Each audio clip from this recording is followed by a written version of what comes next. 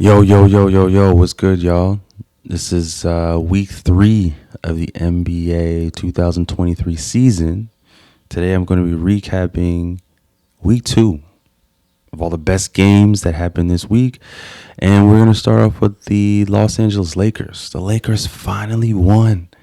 Finally got that first win of the season, and they are standing at 1-5, which is okay because honestly, watching some of the games, like the Blazers, the Clippers, the Timberwolves, I honestly think the Lakers are not too bad defensively. They're actually number 9 in the top 10 defenses in the league right now.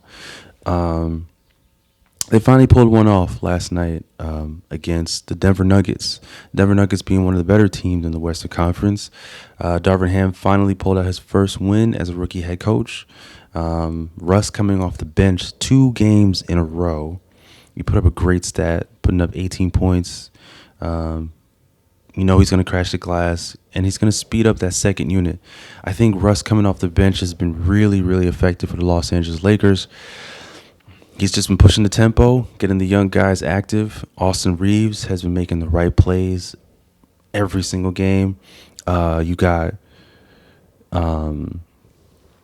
got Lonnie Walker the fourth, who's been shooting the ball. He's been tapping in, shooting the ball pretty well. Last night he went 3 for 5 for 3. Still looking for better shooting performances from Patrick Beverley. I mean, a guy who's been shooting a high 30%, 37, 38. He's had seasons where he shot 40% for 3. Looking for him to get a shot a little bit better. I think with the lineups that they're looking to explore through Darvin Ham, I think they're going to figure it out. Let's see. Russ has been pretty efficient. When he's on the floor through the second unit, he's at an 18 plus and minus. It's at 18. And LeBron hasn't really been efficient this year shooting the ball. He's at a -1 right now when he's on the floor. Despite the fact that he is averaging 28 points per game, hasn't really been shooting the ball particularly well. He's one of the 4 most inefficient shooters in the league, along with Lonnie Walker, AD, and Westbrook. But they are playing exceptionally well on the defensive side of the ball, so they can win games. Another thing I noticed, they have been reducing the amount of 3-point attempts every single game. They shot 13 of 30. Yes, you may think that this is a bad shooting night for 3, but for them it's pretty good. The more and more shots, they'll find the sweet spot of the amount of attempts they'll go through. They'll figure it out. AD, I loved his performance. He was 23. He had 23 points, 15 rebounds. He did match Jokic's efforts, both offensively and defensively. I think particularly for AD, if he can give you that 20 and 10, give me 2 blocks per game, give me more shots, back to the basket. None of those really annoying fadeaway shots. I know he loves that shot a lot, but I would love to see more elbow jump shots, more face-ups, more size-ups in the paint, more banging on the inside, getting easier shots. I want to see him get to the free throw line. He's a really good free throw shooter for his size, so I want to see him slow the offense down, work better on the half-court offense, and get these guys easier shots. They're no longer the only winless team, along with the Sacramento Kings, in the league. So hopefully the Lakers can figure it out moving forward. Play good defense. See how far this team can be by Thanksgiving. I've been hearing a lot of coverage that they might be making some moves. But if Russ continues to play for the second unit, I mean, he just looks good. He looks happy. I love the shimmy. Russ is one of my favorite players. He's a guy I would love to play with on the blacktop, hardcore, anywhere. I would say he's one of the most fun to watch, and I hope the best for him. And Laker Nation, just hold on. I think Russ is gonna figure it out. The Nets right now, the Nets, they're one of the teams that I thought that would be more exciting. Especially offensively. I thought they were going to be one of the more scary teams to watch. As a Sixers fan, I was really, really, really scared to see Ben go to the Brooklyn Nets, mainly because he's probably, if LeBron wasn't in the league, I think Ben Simmons might be the best playmaker as far as pushing the ball, creating fast break points with his defense, and then just pushing the ball up and just getting easier points in transition. And he does create the most 3 pointers off assists. And with the Brooklyn Nets having some of the best 3 point shooters on their team with Joe Harris, Seth Curry, Kevin Durant, Kyrie Irving, Patty Mills. They have a lot of guys on this team that could shoot 40% for three and higher. It's really scary. So Ben Simmons having all those guys to make up for his lack of shooting, I thought they would be much better, especially when you have Steve Nash at the helm, who is really just loves offense. I mean, for anyone who's watched Steve Nash back in the day, that guy was just about scoring the ball with Mike D'Antoni with 7 seconds or less offense. So I thought I would see him a little bit more out of the Brooklyn Nets in that regard, but it hasn't really been so good. They are one of the worst, if not the worst, defensive team in the league right now. I think they're ranked 29th, allowing well over 113 points per game. They have not played well defensively, particularly against the games, against teams that are contending for championships, like the Memphis Grizzlies, the Milwaukee Bucks. I mean, Giannis has been playing out absolutely amazing. We'll get to that a little bit. Desmond Bane had a 38-point game against them. Ja had a 38. Giannis with 44.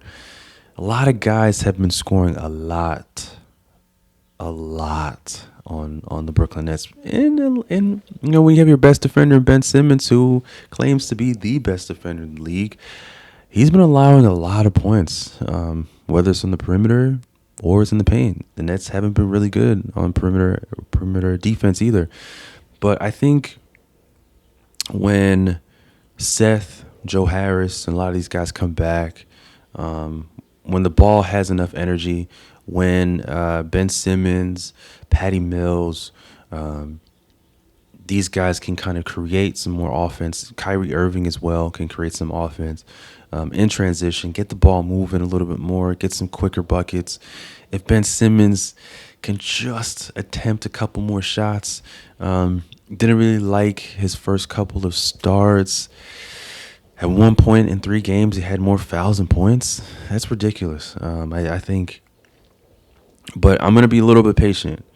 As a Sixers fan, I really don't like talking about Ben Simmons. I'm really disappointed that he left.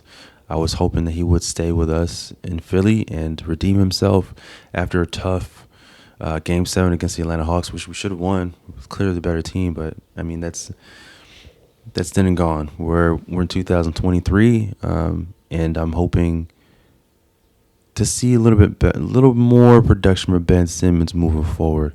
And the Nets, they got to pick up the defense, or they got to find a way to get easier buckets for Kevin Durant. And I hope Ben Simmons can kind of create some energy in the ball, starting with defense.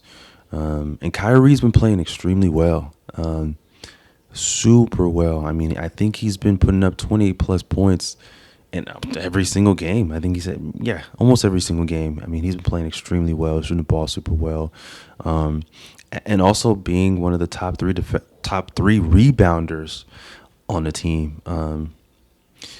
Nets aren't rebounding the ball either. I think they got Ben Simmons to pick up the slack and Royce O'Neal, but they're a little light in the cakes right now in rebounding and defending, and you need that. But speaking of rebounding and defending, the Milwaukee Bucks are number one and two when it comes to rebounding and defense. Extremely well in defense. They're number 2, I believe, in allowing points per game from their opposing team. I think they're allowing 102 points a game. That's amazing defense. I mean, they got great defenders. Brook Lopez, Drew Holiday, Giannis. great defenders. Bobby Porter's been playing pretty well. Um, Giannis, though, has been on an absolute tear so far this season. I mean, the last 4 games, he's put up 37.8 points per game and is reigning the most efficient player field goal percentage wise with attempts that are less than 100 field goals, which is insane. I mean, the guy is shooting almost 70% from the field, getting really easy buckets. I like that he's putting up, 2 to 3 pointers a game, keeping the defense honest, making great plays. I love how he's making great plays with the back to the basket, drawing the double team extremely well. He's picking up the slack for Drew Holiday, who was one of the most inefficient field goal percentage, who has one of the most inefficient field goal percentages in the league right now, shooting the ball not particularly well, but he is defending like it's Drew Holiday. I mean, great defense from him, and also playing the point pretty well. I hope he does find his shot. I hope he does find easier buckets moving forward. And Chris Middleton, man, I can't wait till he comes back. He's one of my favorite players in the league. Another 50, 40, 90 guy that I'm hoping to see come back on the floor, man. I believe if he was playing in the playoffs last season against the Boston Celtics, it would have been a different story. That's all I'm gonna say. Speaking of a different story, the Bucks would have been facing the Warriors. The Warriors haven't been playing particularly well. I think the Warriors right now, I think they are 3-4.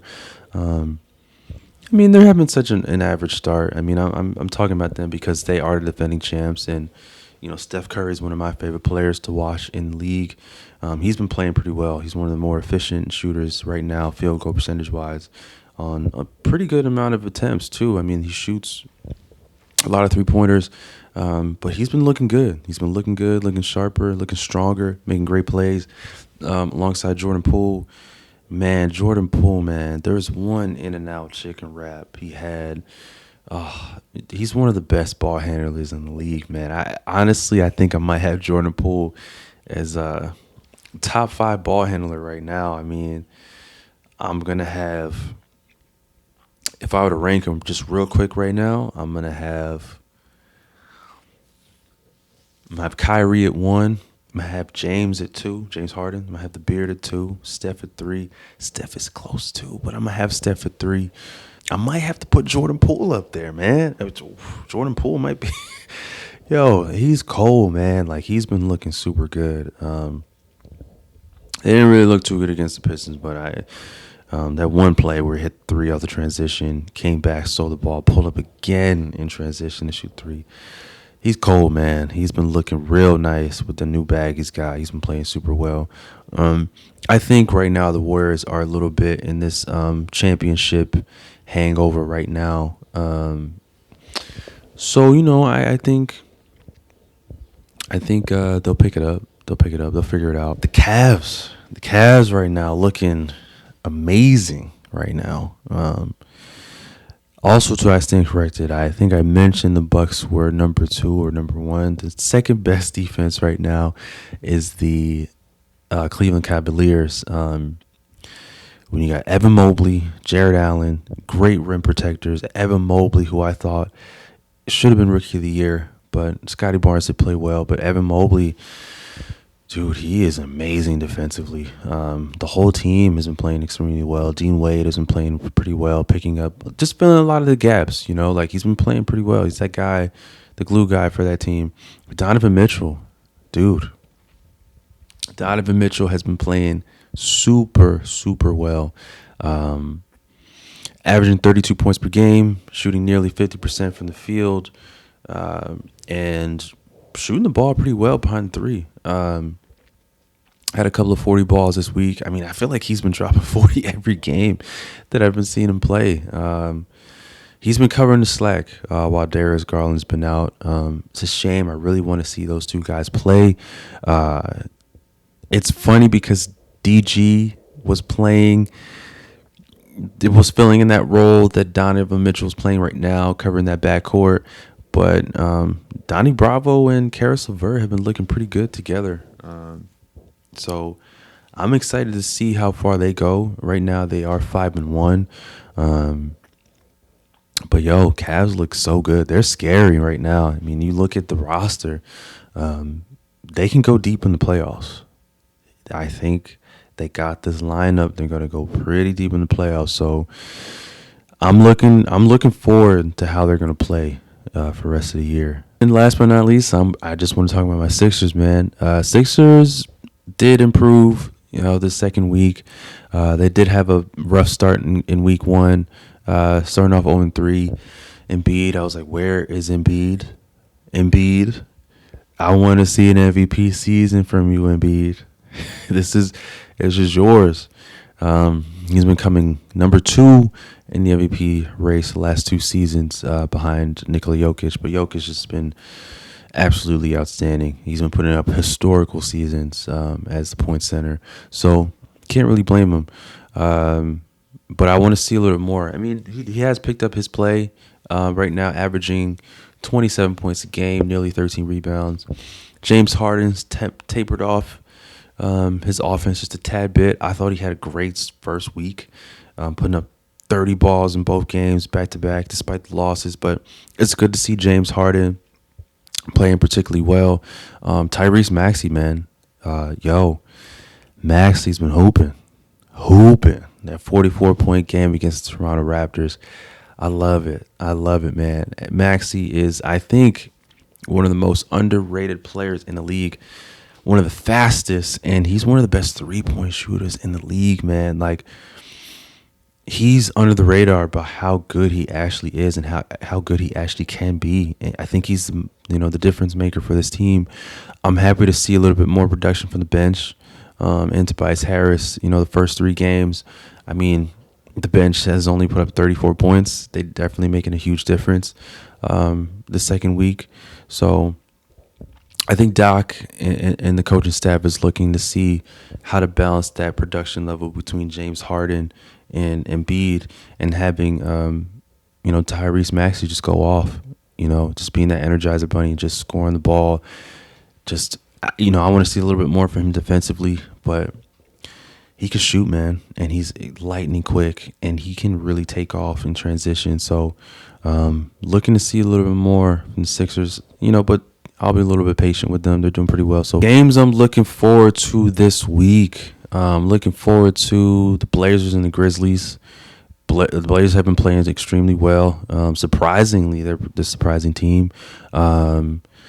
Dame, I know he's out, but when he was on the floor, I mean, they look good. Him and Anthony Simons have been playing extremely well in the backcourt. You could see the vision now that CJ McCollum is not there.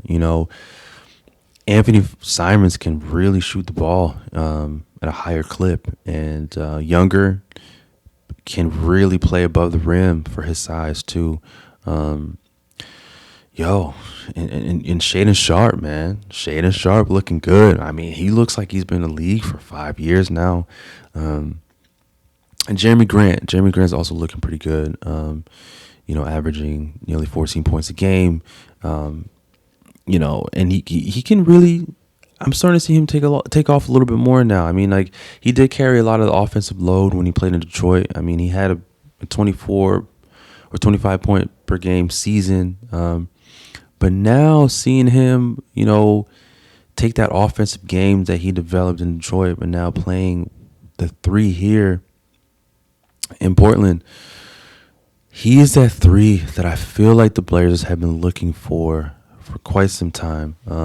Nurkic, Nurkic, man, I'm looking to see a little bit more from him, from Big Nurk. Not really finishing around the rim particularly well. But I hope he can pick it up a little bit more. But the Blazers I'm pretty impressed with so far.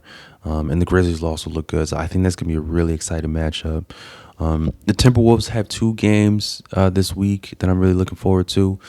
One of them being against the Suns. They are 4-3 and they're going up against the 5-1 Phoenix Suns. I'm looking forward to see how they play against them, just because I want to see how good the Timberwolves actually are. Ant has been picking up his play, you know, offensively.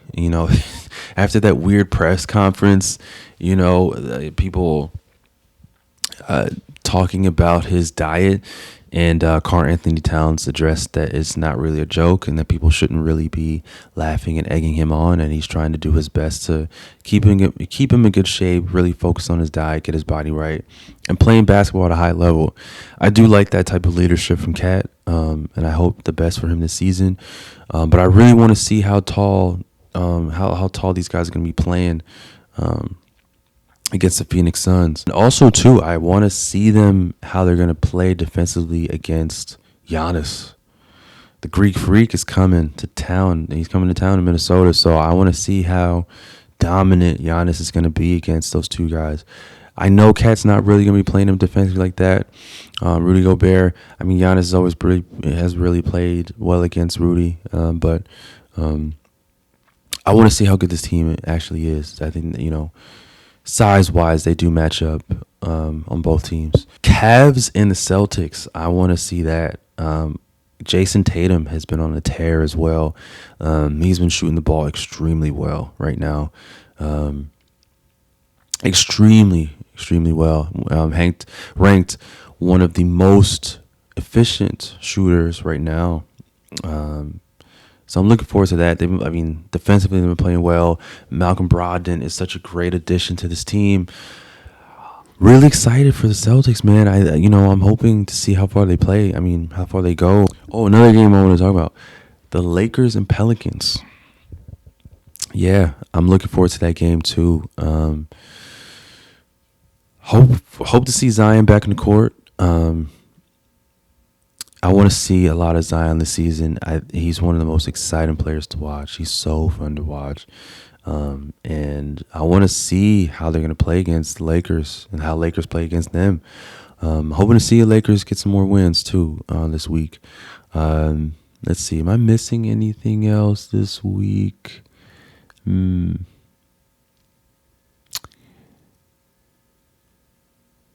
I think that might be it. I think those might be the games. The Jazz and the Mavericks. Yes. The Jazz and the Mavericks is another one. Luka has been a monster. Absolute monster this season. He looks unstoppable right now. Despite the fact that, the Mavericks are another middle of the pack team right now this season. I do like the addition of Christian Wood, especially coming off that second unit. They look good. I think over time they'll pick it up. And once they start shooting the ball particularly well, they'll look better. I think they're gonna look much better this season in that regard. Their defense is not really looking that good. I'm kind of surprised, with Jason Kidd at the helm. Another defensive mastermind. But again, the Jazz and the Mavericks, the Jazz right now, I just honestly really impressed with. They look good. They're ranked number 4 right now in assists per game. The ball's moving. Energy is really high in the basketball with those guys. They've been doing pretty well, man. They're about 5-1 right now. So I'm kind of excited to see how good the Jazz how good they are right now. So I want to see how they play against Luka Doncic, who I think with Giannis and Ja and those three guys, I think Luka to me right now might be the number 1 in the MVP ladder. It's going to shift between those three guys, but Luka looks great. Am I missing anything else now? I think we might be good, guys. Enjoy week 2 and see you next week.